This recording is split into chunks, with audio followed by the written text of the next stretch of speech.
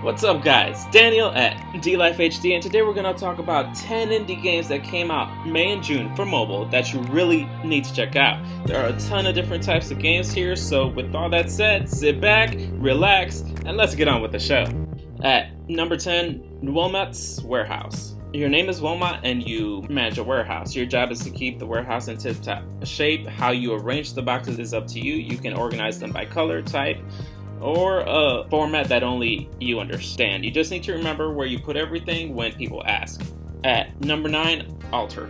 This is a really pretty looking puzzle game. The art reminds me of Hyper Light Drifter, while the puzzles remain challenging yet attainable. In this multi-dimensional adventure, you have the ability to switch between two worlds as you go through and move different platforms, blocks, switches, and face different enemies to complete each puzzle.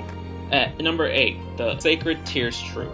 This one's different. It's not just a regular turn-based JRPG, but it also brings in card battling. The artwork is delivered by using pixel graphics, and the orchestration is by the same people that created the music for Ace Attorney. It's full of replay value with 24 main chapters and 24 side stories, each about 5 to 30 minutes long. Looks like a great JRPG. At number 7, Detective Undead. This is definitely an interesting puzzle game. It pits you as Roger Wood, the main character whose adoptive father has shown him that the world is not as it seems. You begin to solve different mind-twisting puzzles, hidden objects with clues, and reasoning in a dreary and fragmented world. At number 6, 2112 TD. Set 100 years into the future, this sci-fi tower defense game looks like a bunch of action-filled fun. You can build, research, and upgrade your defenses, and cast off airstrikes, charge attacks, drones, and more on your monster attackers. This looks like a beautifully hand-drawn game with some awesome music. Definitely give it a try.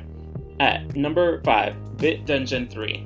This is an action and adventure game with roguelite elements and randomly generated levels. I'm kind of torn with this game because I love action adventure, but I'm not too fond of randomly generated anything. But for those that love the uncertainty of randomly generated levels and roguelike elements, this is definitely for you. At number 4, Through the Darkest of Times. This looks like one of those decision-making adventure games. It takes place in Nazi Germany. You take the place of a leader of a small resistance group. While you may not be able to change the outcome of the war, you can still make decisions to save as many people as possible. At number 3, HTO Linux. I have no idea how to say that.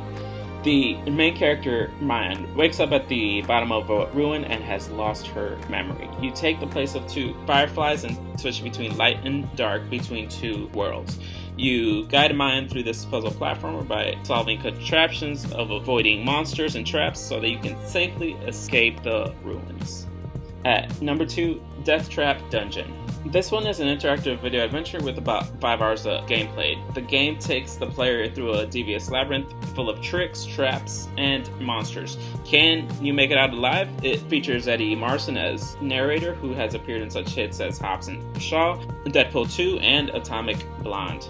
And finally, at number 1, Danganronpa Trigger Happy Havoc.